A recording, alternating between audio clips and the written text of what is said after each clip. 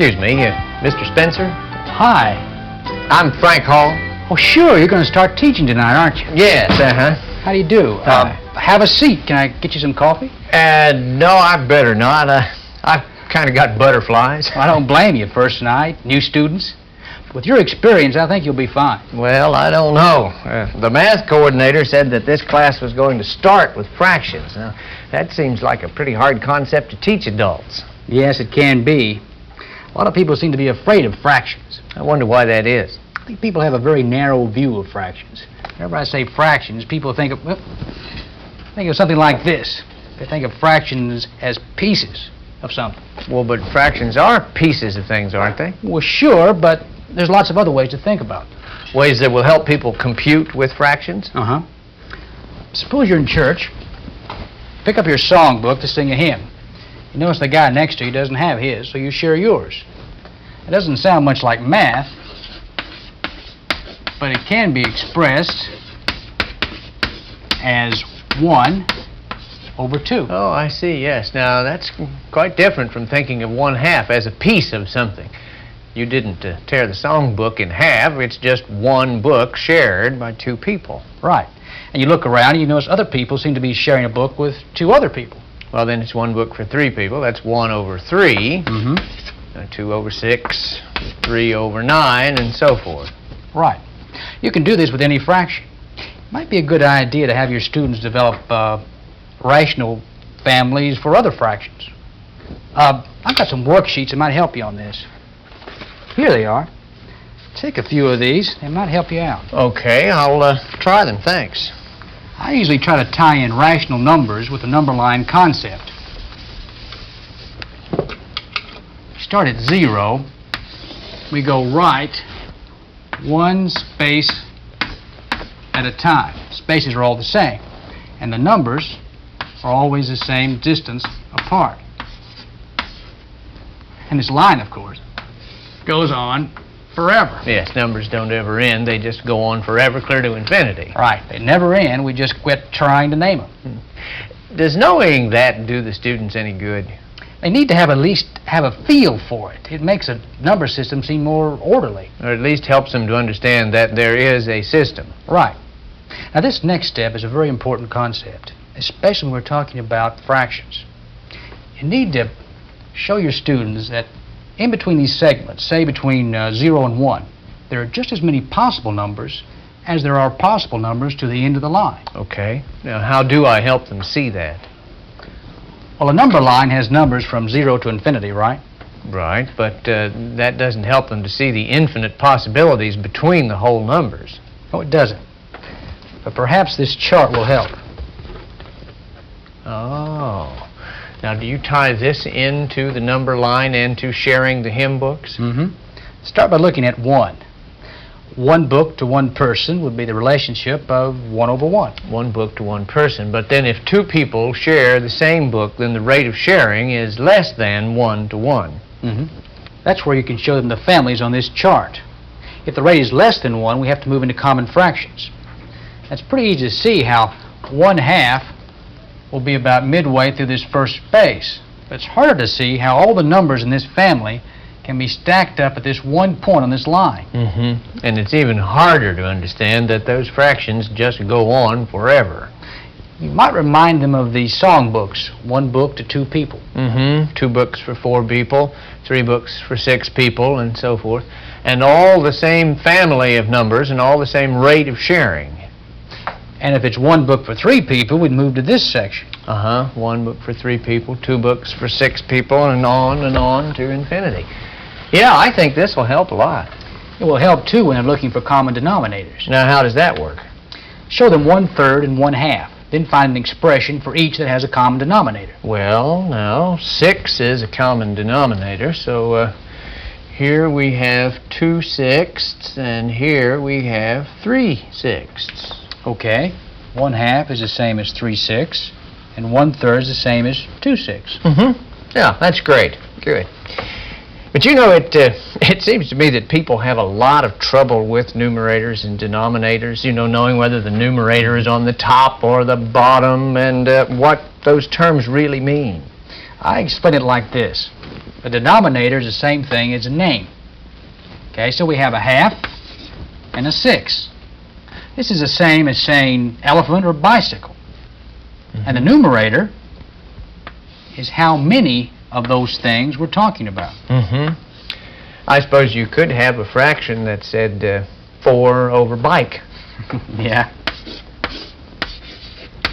or 7 over car.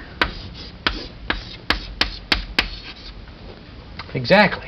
Then you can show them why you need to find common denominators, like we did with the 6 on the chart. You mean that if you try to add 4 bikes and 7 cars, you come up with nothing? Right. But if we change the name to vehicles, which will be our common denominator, we can add them. 4 vehicles plus 7 vehicles equals 11 vehicles. Right.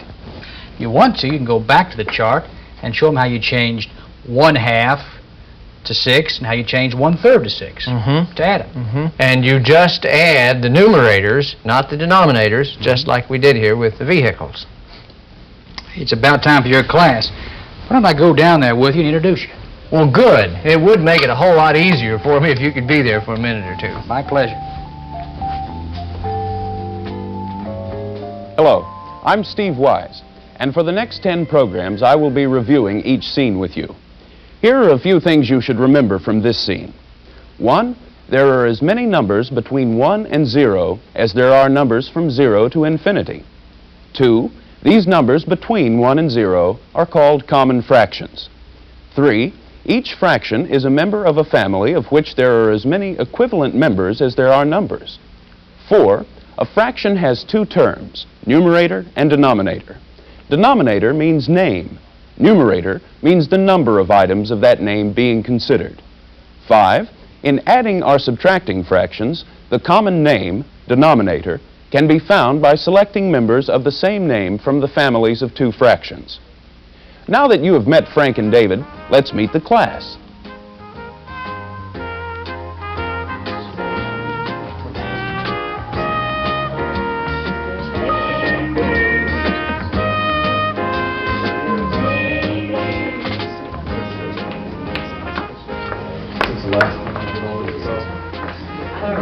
Hey, Martha. Had a rough day? You know that guy that says that anything that can go wrong will? Well, he's right. Oh, you mean Murphy's Law? I am a perfect example. My car won't run, the sink ran over, and I broke my key off in the door. At least you made it. Oh, I don't know that that's so great.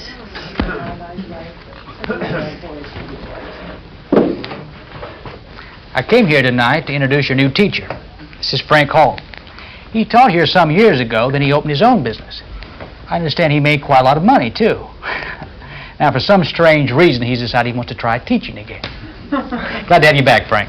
Thanks, David. It's all yours. Hey, treat him right, okay? I'm glad to be here. Let's see if you're all here. Gene Arkle. Here. Sue Bird. Here. Barbara Desiato. Here. Ken Nose. Here, sir. Barb Howard. Harriet Johnson. Present. Todd Mills. Right here. Graylin Naylor. Here. Bill Pendle. Here. Nancy Shane. Here. Martha Proctor. Here. Well, looks like we've got everybody. Now, I've been told that we're to work on fractions. Does anybody know where we should begin? Well, I was in a class that David taught once, and he said something about fraction families. He was only there one evening, and it didn't quite sink in. Yeah, I remember that too. He was talking about how we need common denominators and how to get them. Well, does anyone remember enough to refresh our memories? Well, I think I do. Say you start with 1/4 to make a fraction family. The next member would be 2/8, then 3/12, then 4/16, and so on. I don't get it. Why don't you come up here to the chalkboard and show us an example? Oh, all right. All right.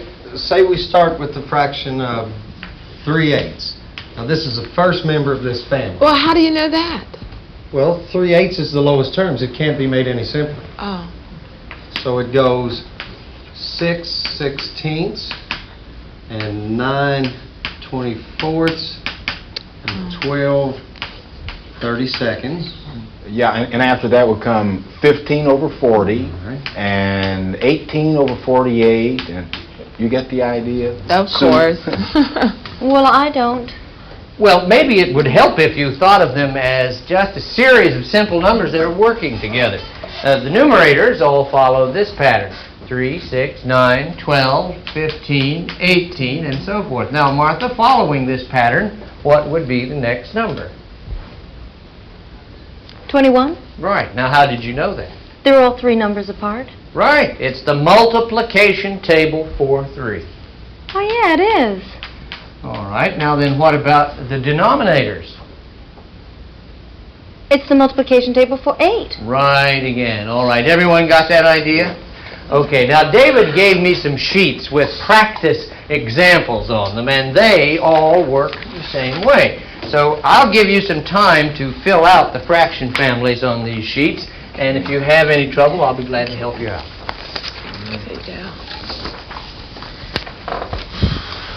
Sue, can you help me out? Sure. Okay, now look here at the fraction 3/5. Now it goes 6 tenths, I'm sorry, and then 9 15ths, and then 12 20ths. Now, what's next? 15 25ths? Okay, you got it. Now, see, once the rate is started, it goes on forever. Thanks, You're Sue. welcome. Okay, folks, here is what we're supposed to end up with. Is everyone coming along with this? Mr. Hall. Just call me Frank. Okay, Frank. What is all this for? I mean, will it help me get answers? Well, I hope so. That's the whole idea, I think. Let's see, all right? When you start to solve an addition or subtraction of fraction problems, what is the first thing that you think about?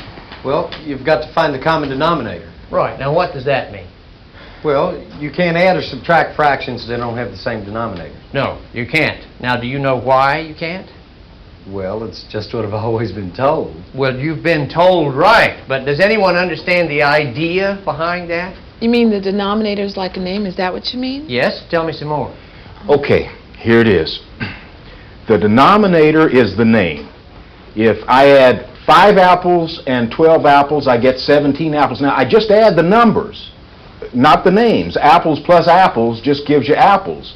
Now, if I add fourths to fourths, I get fourths, but if I add fourths to fifths, I've got to find the common denominator. I've got to give them the same name. That's right. That's exactly right. All right. Now, even if you do know what the common denominator is, look at your charts. Now, do you see anything about these families that will help you?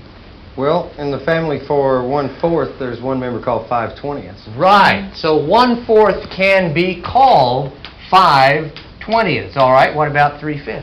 Well, another name for 3/5 is 12/20ths. Right again, Todd. Now, when we use their new names, we can add them together and find an answer expressed in 20ths. Yeah, that's what I was trying to say before. Adding 5/20ths and 12/20ths is like adding 5 apples and 12 apples. Right, right. All right, does everyone see that idea? All right, now it's time to turn the corner.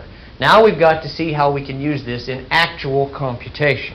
Okay, now 20 in this case is a multiple of 4, which is the denominator for 1/4. Martha, are you following this? Oh, I'm okay. Go on. Yes? Okay.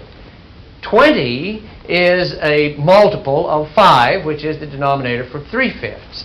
Actually, 20 is the smallest number that both 4 and 5 will divide evenly. Or looked at it from another direction, 20 is the smallest number for which both 4 and 5 are multiple factors. Is that what the book calls the least common multiple? Yes, sometimes they just say LCM.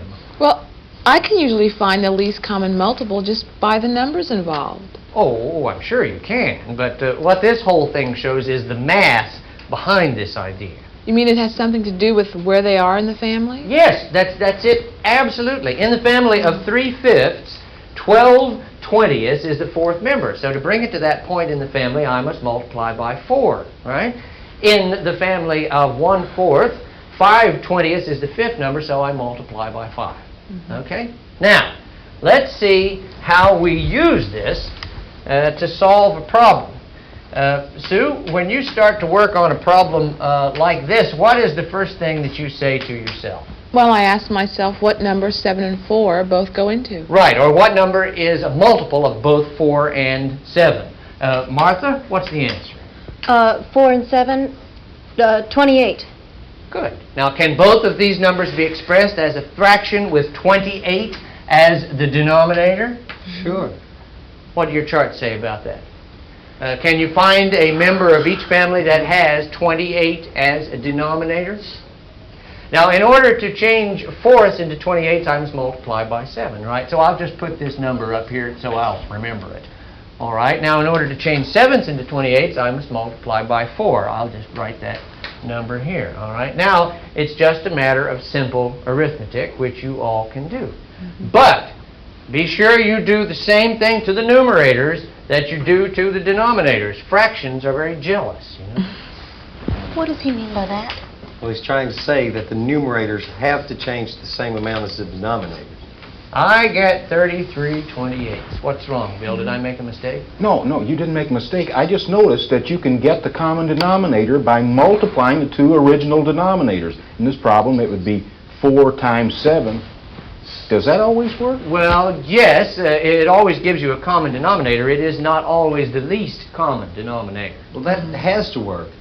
If you're looking for a multiple of those two numbers, well, you can be sure they're in there by multiplying them together. That's what multiples and factors are. What did he just say? Well, he just said that a common multiple means a number that has two numbers as factors. If you multiply 4 times 7 in order to get 28, you know the 4 and the 7 are in there because you put them in there. All right, now what I said is you can't always count on it being the smallest or the least common multiple. If it isn't the least common multiple, you may want to work on the answer some more to express it in the lowest terms. Got it? No, but I'm working on it. Okay, let's try another one. Let's see. We will do 2/3 plus 2/5. Todd, you come up here to do this one. All right. Well, first of all, we have to find the common denominator. You really know what that means now, don't you? Sure. So, look on the chart for 2/3. You see that, what is it called? 10/15ths. And for 2/5, 6/15. So, if we call 2/3 10/15ths and 2/5 6/15ths, and I'll add them together and get 16/15ths. That's perfect, Todd. Thanks.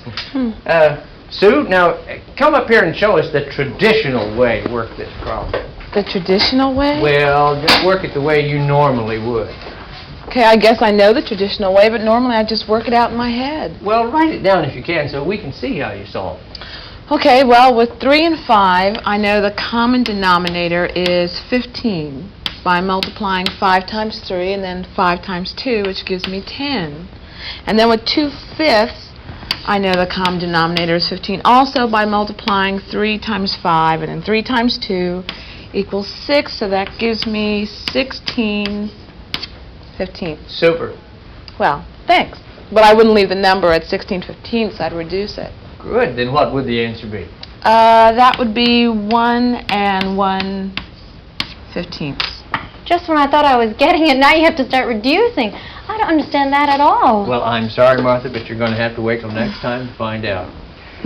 Everyone, just work on this work that we've done tonight, get it cold, and then next week we'll be able to move on, okay? Okay. See you all next week. I think I'm going to drop out of this course. Here are some things you should remember from this scene. 1, to add or subtract fractions, you must first find a common denominator. 2, you add or subtract only the numerators. 3, to find a common denominator, find a number that is a multiple of both the original denominators. 4, to find a new numerator, multiply the original number by the same number you multiplied the original denominator by to get the new denominator. A shortcut to this rule is a common denominator can always be found by multiplying the original denominators together. Remember what Frank said? Fractions are jealous. What you do to one term, you must do to the other.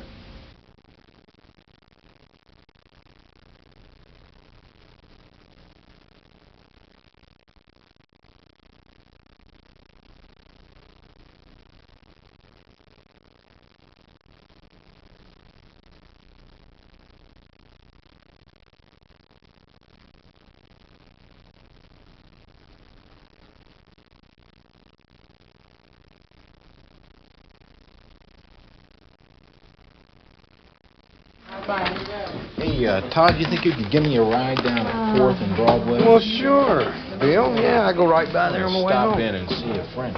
All right. Let's find out what... Yeah.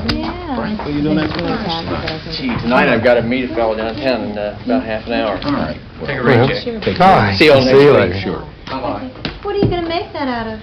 Well, I found this remnant at the stitchery shop, but it's only 3 3/4 yards, but it's a really nice lilac poplin. Is that going to be enough material? Well, it says here that the blouse needs 1 1/3 and the skirt needs 2.5 yards, so altogether that's 3 full yards and 1/3 plus a half. Wait. On the chart it says 1/2 equals 3/6 and 1/3 is 2/6, so Oh. that's 5/6. Oh, you're right. So that's 3 full yards plus 5/6 more. Well, that's not quite enough. How did you get that so fast? I just compared the numbers on the chart just like you did. I mean, 5/6 equals 10/12 and 3/4 is 9/12. Well, 1/12, that's not very big. I guess you can do something with it, huh? Yeah, I can cheat somewhere, and if I can't figure it out, I'll just use the remnant for something else. Oh, you feel a lot better. But wouldn't it be easier to keep a record of how many miles you've run Well, than yeah. to try to figure it out? You know, I guess so. You'd have to do some figuring anyway. All right, well, let's do here. Let's hear it again. Okay. There's one course you jog is 2 1/4 miles, right? Right. You know what you said? And another one is around the post office. That's 2.5 miles. All right, 2.5. Right. And the longest one now is around the fairgrounds. That's 3 1/3 miles. All right, 3 1/3. Yeah. Now, I run one of them every night, a different one every night, and I always do them in the same order, but because there are 3 different courses, see, I never run the same distance from one week to the other. Each week I run 2 of the courses 2 times and the other one 3 times. Well, that sounds logical. When, of course, the weeks I run the 3 1/3 one around the fairgrounds 3 times, I run farther than I do the other Well, ones. now, that's why I say it'd be easier to keep a record. I'll tell you what, let's figure it out. We'll figure out the shortest one first. Okay, all right. So you say you run the shortest distance would be 2 1/4, 3 times a week, then, right? Right. All right, so that would be 6 3/4. Right. And then 2.5 miles twice, that would be 5. And 3 1/3 miles twice would be 6 2/3. Mm-hmm. So 6 3/4, 5 and 6 2/3. All right, now we've got to find a common denominator would be 12. 12. All right. Yeah. 4 times, so that would be That's 9 12, 5, 6, and let's see. Well, I've got 17 and 17/12. Is that right? 17 and right, that's what I got. Now 17/12 is 1 5/12, so that would be 18 and 5/12. Now Right. that's the shortest distance you can run in a week. Well, you know, whenever I run 7 days a week now, some Sundays I sleep late, I don't run. What would it be? On those Sundays, it would be 2 times 2 1/4, Okay. or 4 1/2, plus 5, plus the 6 2/3. What would that be? All right, so that would be 4 and let's see, 6 is what we're going for 6 here. and 4. So, yeah, that'd be the 5. common denominator. 6. Uh, 6. So, 15 and 15 and 7 6 is what I got. So that would be 16 Right. and 1/6 mile. And to figure out how far I would run when I run the 7 days a week and run the longest course 3 times, you'd add 3 1/3 to the 16 1/6. All right, so Let's 16 see. 1/6. That would be, the 1/3 is 2 6, Plus so it'd be 16 and 6 plus 3 and 2 6, 19 and 3 6. Hey, how about that? 19 and 1/2 miles. That's a Holy long cow, way. that's a long way. Right. Now, let's see, the weeks when I run the 2.5-mile course 3 times, I wonder how far that would be. Well, Let's we got to forget see. that. I need to get on home here. Too far for you, huh? Too far. Okay. Come on, we can figure it out in the car let's- anyway. Let's get out of here. That's a long way, 20 miles a week. Oh, I'm used to it. Though Bill's method of jogging is a little crazy, you should be able to see the repetition of the addition and how it applies to what we have learned in the preceding scenes. A few of the key words in this scene were altogether, compare, and difference. Altogether is a key to know when to add. Compare and difference are keys to know when to subtract. Remember that in everyday life there are no signs to tell you when to add or subtract. So the importance of key words is to help you understand the math behind these words. Another thing to remember is when adding or subtracting mixed numbers, the whole numbers and fractions can be done by considering the whole numbers and fractions separately, then putting them together. Also, a fraction that has a numerator larger than the denominator expresses a quantity larger than 1. Well, that's enough for this time. I hope you enjoyed this program and will learn from those to follow. Until next time, this is Steve Wise saying, see ya.